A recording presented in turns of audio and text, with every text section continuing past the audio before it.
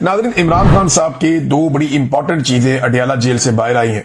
दोनों मैं आपके सामने रख देता हूं। एक तो इमरान खान साहब ने खुलकर अपने ट्विटर अकाउंट के बारे में मौक़िफ़ दिया है। देखिए, पाकिस्तान तहरीक इंसाफ के भी कुछ लोग हैं जो इमरान खान साहब की पार्टी के हैं, जो इमरान खान साहब के नाम पर वोट लेते हैं। वो लोग भी आजकल इमरान खान साहब के ट्विटर अकाउंट पे हल्की हल्की ढोल की थाप पे तनकीद कर रहे हैं। वो ये कहते हैं कि या मोहतात होना चाहिए, ये होना चाहिए, वो होना चाहिए। सबकी अपनी एक पॉलिटिकल ओपिनियन है और सबको अपनी अपनी बात कहने का हक है। ऐसा नहीं है कि कोई बात अगर गलत है तो उसको कहने का हक नहीं है। हो सकता है कि उस आदमी के नजदीक वो बात ठीक हो, लेकिन इमरान खान साहब का क्योंकि अपना ट्विटर अकाउंट है, एक्स का अकाउंट के वो खुद मालिक हैं, तो बताएंगे तो वही ना कि उन्होंने उसके साथ क्या करना है। असल स्टेटमेंट तो इमरान खान का है। इमरान खान साहब से जब जेल में एक सहाफी ने यह सवाल किया उनके ट्विटर अकाउंट के हवाले से, तो इमरान खान साहब का जो जवाब है ना, वो बड़ा तगड़ा था। अडियाला जेल में एक सहाफी ने सवाल किया कि आपका ट्विटर अकाउंट कौन चला रहा है? आपका ट्विटर अकाउंट रियासत के खिलाफ बयानियां बना रहा है, अल्फाज बहुत सख्त होते हैं इस ट्विटर अकाउंट में। तो इमरान खान साहब ने सहाफी के सवाल पर जो जवाब दिया, उन्होंने कहा मेरा अपना अकाउंट है, मैं जो पैगाम भेजता हूं वही पैगाम मेरे अकाउंट से जारी किया जाता है। क्लियरिटी है कि जो मैं भेजता हूं वही पैगाम मेरे ट्विटर अकाउंट से जारी किया जाता है। मैं कोई आसिम मुनीर का गुलाम हूं? मैं एक आजाद इंसान हूं। मेरा जो दिल करेगा मैं वो बोलूंगा। अब ये मेरा पैगाम चला देना, मेरा ट्विटर अकाउंट है, जो मेरा दिल करेगा मैं चलाऊंगा। फिर इमरान खान ने उस सहाफी को चैलेंज किया, अब मेरा ये पैगाम चला देना, हिम्मत है, चला सकोगे मेरा पैगाम? तो सहाफी बेचारे कहां चला सकते हैं, खबर ही बाहर नहीं निकलती। वो बेचारा सहाफी बाहर आके चुप करके बैठ गया। उसने कहा बात ही ना बात किसी को पता चले। तो इमरान खान की बहन ने और बाकी लोगों ने बाद में कंफर्म किया कि जनाब इनके साथ ये हुआ है वहां पे जेल के अंदर। तो जेल में ना अब सहाफी इमरान खान साहब से बदतमीजी भी करते हैं। ये मैं आपको बताता हूं, कमर मेकन साहब ने खबर दी है, मैं आपको पढ़ के सुना देता हूं एग्जैक्टली ऐसे ही जैसे उन्होंने दी है। कमर मेकन साहब बताते हैं कि कल तोशाखाना 2 केस की समाअत के दौरान सहाफियों से गुफ्तगू करते हुए जीएनएन से वाबस्ता सहाफी इजाज अहमद ने इमरान खान से बदतमीजी की। इमरान खान ने मज़कूरा सहाफी को कमरा अदालत से बाहर जाने को कहा और इमरान खान ने जेल इंतजामिया से भी कहा कि इस सहाफी को कमरा अदालत से बाहर ले जाएं। इमरान खान के तवज्जो और जवाब ना देने पर सहाफी इजाज अहमद तू तू मैं पर उतर आए और इमरान खान से बदतमीजी करना शुरू कर दी, जिस पर इमरान खान ने सहाफी को कहा मुझे मालूम है कि तुम 3-4 सहाफी कर्नल की इजाजत से अंदर आते हो, कर्नल के सामने नंबर बनाने के लिए बदतमीजियां करते हो, यह सहाफत नहीं घटियापन है। अंदाजा करें, एक साबिक वजीर आजम है, जेल के अंदर उसको बंद किया हुआ है, अवाम के सामने उसको आने नहीं देते, उसकी आवाज तक लोग नहीं सुन पाए। और एक ऐसे आदमी को जिसको पूरे निजाम ने जकड़ कर मजबूर किया हुआ है, उस आदमी के साथ जाकर अंदर सहाफियों से बदतमीजियां करवाई जाती हैं। यानी इनकी क्या हैसियत है जो लोग इतने बड़े आदमी के साथ बदतमीजी कर रहे हैं। लेकिन देखें नाज़रीन, ये भी सूरत हाल इस मुल्क ने देखनी थी कि अगर एंटी एस्टेब्लिशमेंट इमरान खान साहब हैं तो फिर टके टके के लोगों से उनके खिलाफ बातें करवाई जाती हैं, उनके साथ बदतमीजी करवाई जाती है। आगे कमर मेकन साहब लिखते हैं कि जी इससे कबल ओन शराजी और तैयब बलोच भी इमरान खान साहब की बहनों के साथ ऐसे ही बदतमीजी कर चुके हैं। जनाब, ये इमरान खान साहब के साथ जेल में क्या किया जाता है, इसका आप अंदाजा लगा लें कितना गुस्सा है एस्टेब्लिशमेंट को कि वो बंदे तैयार कर करके भेजते हैं कि जाके अंदर ये बात करनी है। कमर मेकन साहब की बात से तो बिल्कुल इसी किस्म का अंदाजा हो रहा है। लेकिन नाज़रीन, पाकिस्तान तहरीक इंसाफ टूट नहीं रही, कमजोर नहीं पड़ रही। अब आप फलक जावेद को देख लें। फलक जावेद साहिबा ने कोशिश की बड़ा लंबा अरसा कि वो गिरफ्तार ना हो। पाकिस्तान तहरीक इंसाफ की अच्छी तगड़ी वर्कर है, उन्हें गिरफ्तार कर लिया गया। जब वो गिरफ्तार हुई इस्लामाबाद से, तो लाहौर में उनकी गिरफ्तारी शो की गई। एक तो ये 2 नंबरी, उन्हें अदालत पेश किया गया। तो बहुत सारे लोग कह रहे थे कि क्योंकि फलक जावेद पे निजाम को बहुत गुस्सा है तो ये हो जाएगा तो वो हो जाएगा। फलक जावेद की एक तस्वीर भी लीक की गई जिसमें थोड़ी वो वरिड नजर आ रही है, लेकिन उसके बाद जब अदालत के अंदर फलक जावेद आई तो फिर उनके चेहरे पे वही मुस्कुराहट थी जो उनकी बहन के चेहरे पे हुआ करती थी। यानी जिस तरह आलिया हमजा ने, तैयबा राजा ने, सनम जावेद ने, आयशा भुट्टा ने, बहुत सारी दीगर खवातीन, खदीजा शाह, इन सब लोगों ने बड़ी मजबूती से जेल का सामना किया है। मर्द सामना नहीं कर सकते जेलों का जो इन खवातीन ने किया, दलेरी और बहादुरी के साथ। تو وہی بہادری اور وہی ہمت جو ہے وہ فلک جاوید کے چہرے پہ بھی نظر آئی. اب یہ جو خاتون پکڑی گئی ہے نا، یہ فلک جاوید، یہ بھی اسٹیبلشمنٹ کو مہنگی پڑ جائے گی. یہ کر کیا رہی ہے اسٹیبلشمنٹ؟ یہ بیوقوف لوگ ہیں. میں نے کہا تھا کہ آپ کو پہلی دفعہ ٹکر کے لوگ ملے. آپ آج تک مڈل کلاس سے لڑائی نہیں. آپ نے ہمیشہ لڑائی کی ہے مولویوں سے، آپ نے ہمیشہ لڑائی کی ہے ان طبقات سے جو پڑھے لکھے نہیں ہیں، جو بیچارے پہاڑوں پہ رہتے ہیں، جن کے پاس وسائل نہیں ہیں. آپ ان سے لڑتے رہے. یا آپ نے ایک الیٹ کلاس سے لڑائی کی ہے جو سونے کا چمچ لے کر پیدا ہوتے ہیں اور چھوٹی سی مصیبت پہ گھبرا جاتے ہیں. پہلی دفعہ آپ کی لڑائی پاکستان کے مڈل کلاس سے ہوئی. یہ آپ کو ٹکر دیں گے، یہ میں نے کہا تھا، اور مڈل کلاس ٹکر دے رہی ہے. آج اسٹیبلشمنٹ کو سانس پھولی ہوئی ہے اس کی، اسے سمجھ نہیں آ رہی کہ اس کو پکڑوں اس کو پکڑوں کیا کروں. اب یہ فلک جاوید بھی نچائے گی اسٹیبلشمنٹ کو، جو مجھے دکھائی دے رہا ہے. میں نے اس کی آنکھوں میں، اس کے چہرے میں دیکھا، مجھے جو سمجھ آئی ہے نا کہ یہ اپنی بہن سے کم نہیں ہے. یہ بھی ان کے لیے ایک پریشانی کا باعث بن جائے گی. بہرحال ان کے اپنے فیصلے ہیں، یہ کرتے رہے فیصلے اور ایکسپوز بھی ہوتے رہے. عمران خان صاحب نے ایک اور بات کی جیل سے. یہ ان سارے لوگوں کے منہ پر چپیڑ ہے جو لوگ پروپیگنڈاز کر رہے تھے. کبھی کوئی قادیانی کارڈ نکال کر لے آتا ہے، کبھی کوئی مذہب کارڈ نکال کر لے آتا ہے، کبھی کچھ کبھی کچھ کبھی کچھ لوگوں نے گمراہ کرنے کا کام کیا. تو یہ عمران خان صاحب کا سٹیٹمنٹ آیا جیل سے کہ مجھے مشن نور کا پتا ہوتا تو میں بھی آزان دیتا. یہ عمران خان صاحب نے کہا. تو اس میں دو چیزیں کلیئر ہو گئی کہ ایک تو عمران خان صاحب خود اس کا حصہ بن جاتے، اگر انہیں مشن نور کا پتا ہوتا تو وہ آزان ضرور دیتے. دوسری بات یہ کنفرم ہوگی کہ عمران خان صاحب کو اس ماحول میں رکھا ہوا ہے کہ اتنی امپورٹنٹ کمپین پاکستان تحریک انصاف چلاتی رہی 1 مہینے تک، اور عمران خان صاحب کو جیل میں پتہ ہی نہیں چلا کہ ایسی کوئی تحریک یا ایسی کوئی چیز چل بھی رہی ہے. ناظرین، شاہد آفریدی صاحب کے حوالے سے ایک تبصرہ آیا گل ظفر خان صاحب کا. میں آپ کو پڑھ کے اس لیے سنانا چاہوں گا کہ شاہد آفریدی قوم کو بار بار بیوقوف بناتے ہیں اور وہ عمران خان بننا چاہتے ہیں کہ جناب جو رسپیکٹ عمران خان کو ملی ہے وہ مجھے بھی ملے. دیکھیں، عمران خان نے اگر فلائی کام کیے تو میں بھی کر رہا ہوں، عمران خان اگر اس طرح تھا تو میں بھی اس طرح ہوں.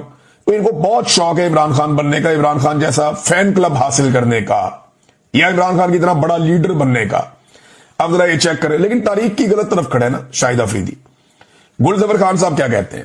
وہ کہتے ہیں شاہد آفریدی سے وادی تیرا میں بمباری سے شہید بچوں کی مذمت کے بارے میں سوال کیا گیا. یہ پریس کانفرنس میں سوال ہوا تھا، جواب میں بالکل مذمت نہیں کی گئی. یاد رہے شاہد آفریدی کا تعلق اسی ضلع سے ہے جس میں بمباری سے 32 افراد شہید ہو چکے ہیں. مشکل میں مظلوم کے ساتھ کھڑا ہونا غیرت مند کی نشانی ہے. یہ گل ظفر خان صاحب پاکستان تحریک انصاف کے لیڈر ہیں، انہوں نے یہ بات کی ہے. اب دیکھیں معاملہ کیا ہے. شاہد آفریدی صاحب اگر یہ معاملہ کوئی چھوٹا موٹا بھی ہوتا نا کہ صوبائی حکومت کی غلطی ہوتی یا کسی اور کی ہوتی تو فوراً ساتھ کھڑے ہو جاتے. ناظرین، سب سے پہلے تو ایک خبر رپورٹ ہوئی ہے، اور خبر یہ ہے کہ فیلڈ مارشل عاصم منیر کوئی رات بھر رابطے میں رہے، اور جے ڈی وینس جو امریکی نائب صدر ہے اس کے ساتھ رابطہ ہوا. اسٹیو وٹکاف جو اس ریجن کے اندر انچارج ہے، امریکی نمائندہ ہے، اس کے ساتھ رابطہ ہوا، اور عباس عراقچی جو ایران کے وزیر خارجہ ہیں اس کے ساتھ بھی رابطہ ہوا. یہ دعویٰ کیا جا رہا ہے. یہ ایکٹیویٹی کیوں ہو رہی ہے؟ دیکھیں، پاکستان سب سے عجیب و غریب سچویشن میں ہے. ایران نے پاکستان کو بہت سپورٹ کی ہے اور سعودی عرب نے بھی پاکستان کو بہت سپورٹ کی ہے. اب ان دونوں کی لڑائی میں پاکستان کا کردار صرف اور صرف ایک صلح کروانے والے کا ہونا چاہیے، اور یہی ہو سکتا ہے. لیکن اگر پاکستان کو اس لڑائی میں اترنا پڑ گیا تو سعودی عرب نے پاکستان کو بہت سارا پیسہ ویسا دیا ہوا ہے، ہمارے قومی خزانے کا ستیہ ناش ہو جائے گا. اور ایران نے حال ہی میں پاکستان کو اتنی سہولت دی ہے کہ جہاں پوری دنیا کے لیے اس نے آپ نے ہرمز کو بند کیا تھا، ہمارے وہاں سے شپ گزرتے رہے ہیں. اور اگر پاکستان ایران کے خلاف ایک لڑائی میں جاتا ہے تو پاکستان کے اندر جو شیعہ کمیونٹی ہے خاص طور پہ، اور ابھی تو سارے کے سارے جو ہے وہ اس کے خلاف ہے، چاہے شیعہ یا سنی ہے کوئی بھی ہے، تو پاکستانی رد عمل بڑا خوفناک دیں گے، اور اس رد عمل کو پاکستانی جرنیلوں نے بھانپ بھی لیا ہے. تو بڑی آکورڈ سچویشن ہے، اور پاکستان نے پوری کوشش کی ہے جنگ بندی کروانے کی، اور پاکستان کو یہی کروانا چاہیے، یہی پاکستان کا رول ہونا چاہیے. پاکستان کا کوئی بھی وزیر اعظم ہو، پاکستان میں کسی کی بھی حکومت ہو، پوری کوشش کرنی چاہیے کہ خطے میں کوئی بھی لڑائی ہے اس لڑائی کو رکوایا جائے. خاص طور پہ جب ایک مسلمان ملک ہے، آپ کا پڑوسی ملک ہے، اس کے ساتھ زیادتی ہو رہی ہے، तो ऐसी सूरत में उसके साथ खड़े होना चाहिए, जंग को रुकवाना चाहिए। अगर आप जंग में उतर नहीं सकते, आप ईरान की तरफ से लड़ नहीं सकते अमेरिका और इसराइल के खिलाफ, तो फिर आप जंगबंदी करवाइए। तो पाकिस्तान ने जो राब्ते किए हैं वो ईरान के साथ भी किए हैं और अमेरिका के साथ भी किए हैं। एक पाकिस्तान ने अपने तौर पे मुसव्वदा तैयार किया है जो पाकिस्तान को लगता था कि दोनों के लिए काबिल कबूल होगा। दोनों के साथ ये शराइत शेयर की गई हैं और राइटर्स की खबर के मुताबिक पाकिस्तान ने जो फॉर्मूला एक दिया हुआ है वो लुब्बे लवाबिस का ये है कि एक तो फौरी तौर पे एक जंगबंदी कर दी जाए, आबनाए हुर्मस को खोल दिया जाए। ये जनाब पहली शर्त है कि फौरी तौर पे जंगबंदी कर दी जाए, दोनों तरफ से कोई गोली नहीं चलेगी, कोई बम नहीं गिरेगा और आबनाए हुर्मस को खोल दिया जाए। नंबर 2, फिर मुस्तकबिल में मुस्तकिल जंगबंदी के लिए मुज़ाकरात और उनकी शराइत का तयन किया जाए, जिसमें पाकिस्तान ने यह भी लिखा कि ईरान के ऊपर से पाबंदियां भी खत्म की जाएंगी और साथ ही साथ ये भी लिखा कि ईरान के वाजिबात भी क्लियर किए जाएंगे। लेकिन ये सारी चीजें मुस्तकबिल में होंगी और उनकी गारंटी कोई नहीं है। लेकिन फिलहाल फौरी तौर पे एक जंगबंदी पाकिस्तान ने कोशिश की है कि वो हो जाए। अब अमेरिका इससे पहले ये कह चुका है कि 48 घंटे की जंगबंदी होनी चाहिए। अमेरिका ने एक दरखास्त की थी ईरान के मुताबिक कि 48 घंटे के लिए जंगबंदी कर देते हैं। इस दरखास्त को ईरान ने मुस्तरद कर दिया था। ईरान ने कहा था जंगबंदी की कोई जरूरत नहीं, आप लड़ाई लड़ते रहे बेशक। और वो वजह सिर्फ एक ही है, एतबार। ईरान अगर पाकिस्तान के कहने पर मौजूदा हालात में एक बैकफुट पे जाके एतबार कर लेता है और आबनाए हुर्मस को खोल देता है, तो याद रखिएगा जब दोबारा ईरान आबनाए हुर्मस को बंद करेगा और जब दोबारा लड़ाई में उतरेगा तो सारा मलबा ईरान पे गिर जाएगा और दुनिया ईरान को यह कहेगी जब जंगबंदी हो गई थी तो दोबारा से ये कर देगी, क्या जरूरत है। तो तब ईरान की बात भी कोई नहीं मानेगा। जब ईरान कहेगा कि पाबंदियां खत्म नहीं की, वादे पूरे नहीं किए, तो वो फिर जब हाथ से चीज निकल जाए तो निकल जाती है। आलमी सतह पे मामला ऐसे ही चलते हैं। तो ईरान मुस्तकबिल की पेशबंदी कर रहा है। वो ये जानता है कि अगर अभी वो पीछे हट जाते हैं तो बाद में आगे बढ़ना उनके लिए बहुत मुश्किल हो जाएगा। और जहां तक वो आगे बढ़े हैं इसका मलबा सारा का सारा गिर रहा है अमेरिका पे और इसराइल पे, तो ठीक है उन्हीं पे मलबा रहे। आज जो सिचुएशन है उसका बर्डन अमेरिका पे, डोनाल्ड ट्रंप पे और नेतन्याहू पे है। कल जो कुछ दोबारा होगा उसका मलबा ईरानी की आदत पे भी बढ़ सकता है। ईरान इस बात को समझता है। देखिए ना, चाइना एक वर्ल्ड सुपर पावर है। वो क्या कहता है? चाइना कहता है कि आबनाए हुर्मस की बंदिश ईरान की वजह से नहीं हुई। वो ये कहता है कि यह बंदिश हुई है अमेरिकी और इसराइली गैर कानूनी हमले की वजह से। पहली मर्तबा रशिया बहुत खुल खुल कर बोल रहा है। रशिया ये कह रहा है कि आप होते कौन है धमकियां लगाने वाले, अल्टीमेटम देने वाले। बल्कि रशिया ने यह कहा कि हम ये जंगबंदी करवा सकते हैं, हम किरदार अदा कर सकते हैं। यही बात चाइना ने भी की कि हम भी ये कर सकते हैं, लेकिन धमकी आमेज रवैया बंद किया जाए, अल्टीमेटम देना बंद किया जाए और कोई लॉजिक के ऊपर आकर बात की जाए। ईरान ने जो मांगा वो बड़ा जायज है। ईरान ने कहा जी कि आप हमारे ऊपर आइंदा कभी हमला नहीं करेंगे, इसकी गारंटी देंगे आप। दूसरा, आप हमारे ऊपर पाबंदियां खत्म करेंगे। तीसरा, हमारे जो वाजिबात हैं वो भी अदा किए जाएंगे, जो ईरान का हक है वो ईरान को लौटाया जाएगा। ये बड़ी इंपॉर्टेंट चीजें हैं जो उन्होंने मांगी। 4-5 शराइत ईरान की मंजरें पे आई हुई थी। अब आसिम मुनीर साहब के बारे में दावा किया जा रहा है कि वो इन लोगों के साथ राब्ते में रहे, अमेरिकन और ईरानियों के साथ। ये पाकिस्तान की तौहीन है। हमारा आईन इसकी इजाजत नहीं देता। अवामी शऊर की तौहीन है, अवामी मैंडेट की तौहीन है कि एक फौजी ऑफिसर जो है वो पाकिस्तान के खारजी मामलात के अंदर मुदाखलत करे। आसिम मुनीर साहब को कोई हक नहीं पहुंचता कि वो पाकिस्तान की नुमाइंदगी करें उन मामलात में जिनका मैंडेट उनके पास नहीं है। ये पाकिस्तान की बतौर एक रियासत तौहीन है जो पाकिस्तान के फौजी ऑफिसर अपना हलफ तोड़ के बार बार करते हैं। ये काम किसी अवामी मुंतखब नुमाइंदे को करना चाहिए था या किसी ऐसे ब्यूरोक्रेट को करना चाहिए था जो वजारत खारजा से मुंसलिक है, या वो लोग जिनकी ये जिम्मेदारी है उन्हें यह काम करना चाहिए था। ये काम आसिम मुनीर साहब का है नहीं। आज अगर काम निकल भी जाता है या थोड़ी वावाकारी हो भी जाती है तो तारीख कोई अच्छी नहीं बन रही कि जर्नैल पाकिस्तान के खारजी मामलात में मुदाखलत कर रहे हैं। और ये मुदाखलत नई नहीं है, ये बहुत पुरानी मुदाखलत है और लंबे अरसे से चलती चली आ रही है। तो इस सिलसिले को कभी तो रुकना है ना, कहीं तो रुकना है। तो ईरान ने जनाब जो पाकिस्तान ने ऑफर दिया और जो चीजें दी, अब उसके बाद ईरानी सोर्सेज ने कुछ खबरें बाहर निकाली और कुछ खबरें आलमी मीडिया में छप भी गई। वो पाकिस्तान को टारगेट नहीं करते ईरानी, वो बहुत समझदार है। वो पाकिस्तान को वापस जवाब देते हुए बड़े मोहतात रहते हैं और अगर कोई सख्त चीज कहनी होती है तो वो पाकिस्तान को जवाब दिए बगैर अमेरिका को मुखातिब करके कह देते हैं या इसराइल को मुखातिब करते हुए कह देते हैं। क्योंकि पाकिस्तान को ईरान ने वो सारी फैसिलिटीज दी हैं जो किसी भी मुल्क को वो दे सकते थे। उन्होंने कहा जनाब तेल भी ले जाएं, सस्ता तेल ले जाएं, हमसे कुछ चाहिए वो भी ले जाएं, हम आपके बारे में कुछ बुरा नहीं बोलते, आप हमारे भाई हैं। और अगर कोई नेगेटिव चीज आई भी तो ईरान ने उसको नजरअंदाज किया। तो पाकिस्तान जो है वो इखलाकी नुक्ता नजर से बहुत दबाव में है ईरान के। लड़ाई लड़ नहीं सकता पाकिस्तान, सीरियस जो बात है। पाकिस्तान को लड़ाई नहीं लड़नी, पाकिस्तान को सुलह करवानी है, यही वाहिद ऑप्शन है पाकिस्तान के पास। तो ईरान ने जनाब साफ इनकार कर दिया कि आपने हुर्मस कभी भी अपनी साबका हालत में वापस नहीं आएगी। यानी जैसा आप चाहते हैं कि अचानक से आपने हुर्मस खुल जाए, तो वो तो नहीं होगा। वो अपनी साबका हालत में कभी भी वापस नहीं आएगी, ये ईरान ने कहा। और खास तौर पे अमेरिका और इसराइल के लिए तो बिल्कुल नहीं आएगी। ये उनके स्टेटमेंट का हिस्सा है कि आपने हुर्मस अपनी पुरानी हालत में कभी भी वापस नहीं आएगी, और खास तौर पे अमेरिका और इसराइल के लिए तो बिल्कुल नहीं आएगी, क्योंकि ईरान उन्हें अपना दुश्मन समझता है। तो नाज़रीन, डोनाल्ड ट्रंप की जो गालियां और धमकियां हैं, उनको आलमी सतह पे बहुत अजीबोगरीब किस्म के रद्द-ए-अमल का सामना करना पड़ रहा है। यानी अमरीकी सदर है, बहुत बड़ा ओहदा है उसके पास, लेकिन एमनेस्टी इंटरनेशनल की सरबराह जो है, उन्होंने कहा डोनाल्ड ट्रंप की धमकियां नफरत अंगेज है। उन्होंने क्लियरली ये करार दिया। फिर डोनाल्ड ट्रंप की गालियों को लेकर अमेरिका के अंदर रद्द-ए-अमल आ रहा है। अमेरिका के अपने सेनेटर्स और सीनियर सियासतदान वो ये कह रहे हैं कि ये आदमी ज़हनी मरीज है, और एक ज़हनी मरीज के हाथों में अमेरिकन क़यादत जा चुकी है। ईरानी भी इस प्रोपेगेंडा को बहुत ज़्यादा फैला रहे हैं।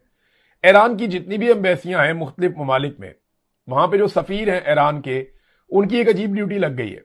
वो सारे डोनाल्ड ट्रंप को और अमरीकी हुकूमत को ट्रोल करना शुरू हो गए हैं।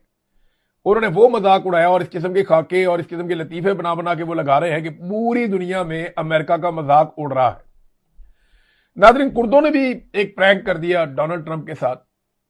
कुर्द, आपको मैं बता देता हूं, ये इराक और ईरान के बॉर्डर के ऊपर रहते हैं। कुछ जो कुर्द है वो ये तुर्की के बॉर्डर के ऊपर रहते हैं। तो ये पूरा कुर्दिस्तान का उनका एक ख्वाब है कि उनका अपना एक मुल्क भी अलग से बन जाए, और ये शाम तक रहते हैं। ये कुर्दों की एक बहुत बड़ी आबादी है जो शाम, तुर्की, ईरान और इराक, इनकी सरहदों के ऊपर एक पूरा बहुत बड़ा एरिया है, जिसे वो लोग अपनी जुबान में वो कहते हैं जी कुर्दिस्तान है ये हमारा।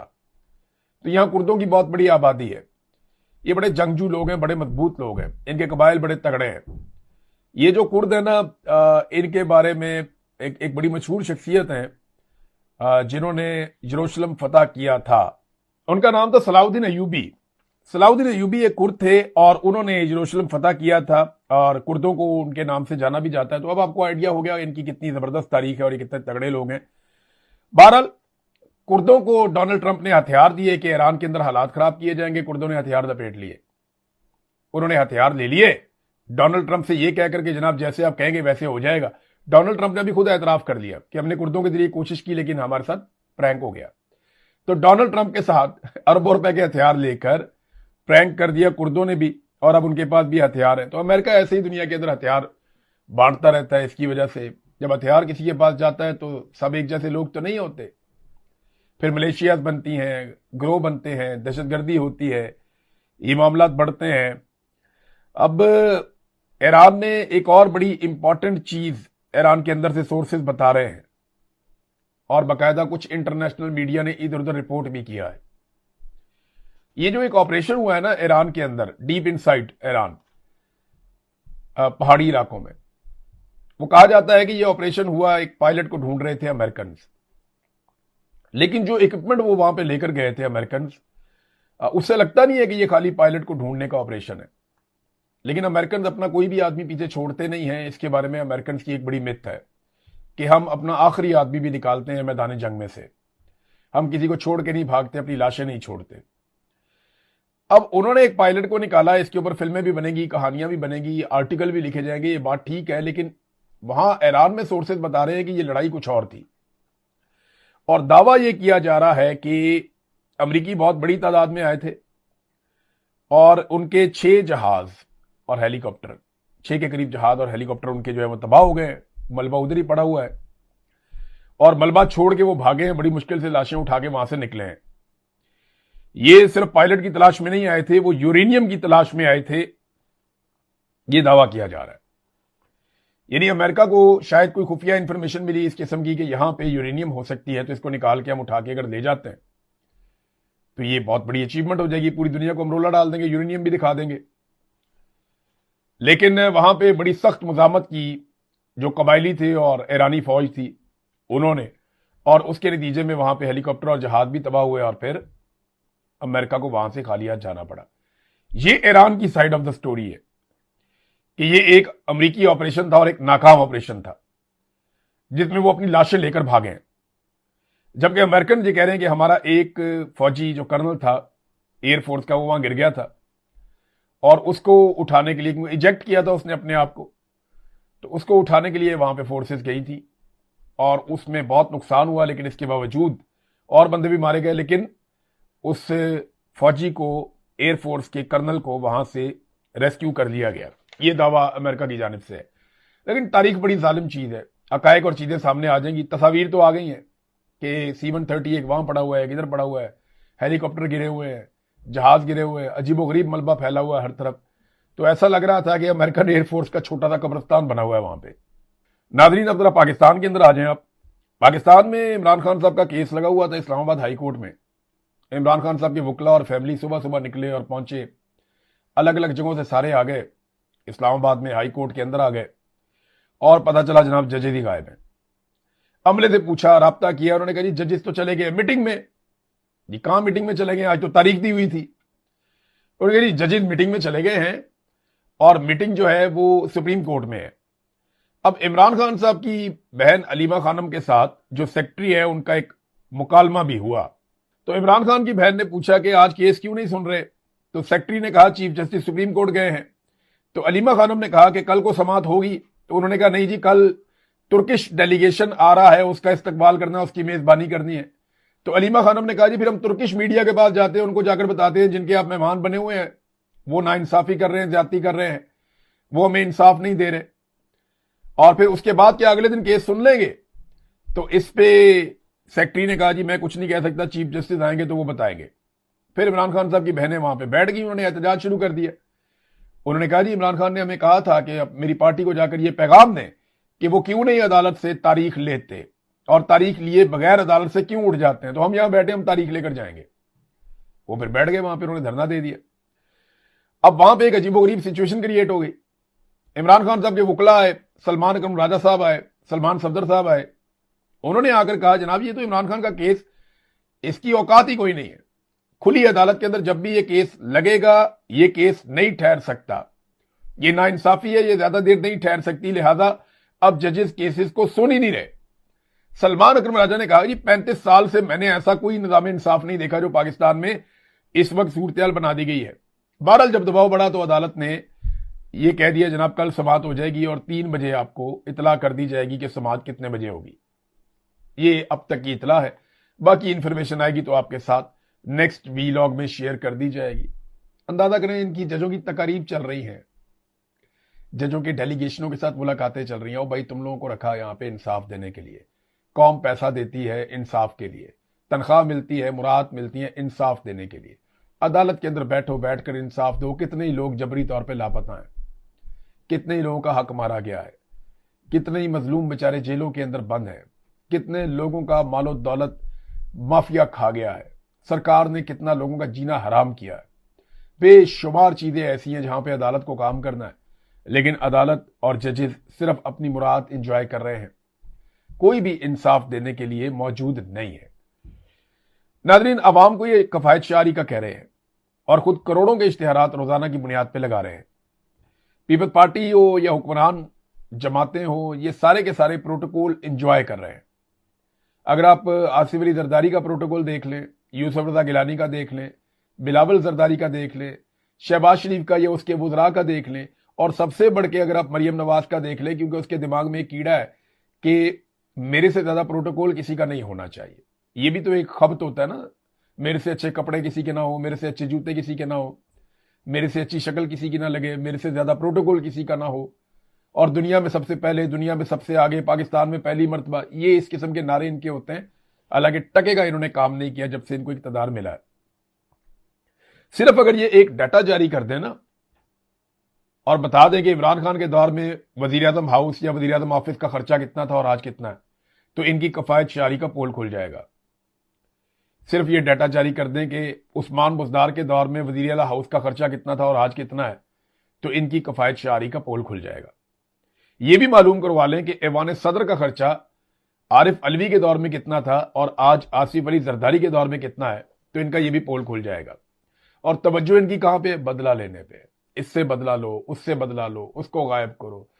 اب موسیٰ ورک ان کو بھی گرفتار کر دیا، غائب کر دیا، بلکہ یا بے شمار کارکن ہیں پاکستان تحریک انصاف کے یا سوشل میڈیا کے ایکٹیوسٹ ہیں، ان کو بار بار اٹھا لیا جاتا ہے، ان کے ساتھ ظلم کیا جاتا ہے، جبری طور پہ لاپتہ رکھا جاتا ہے۔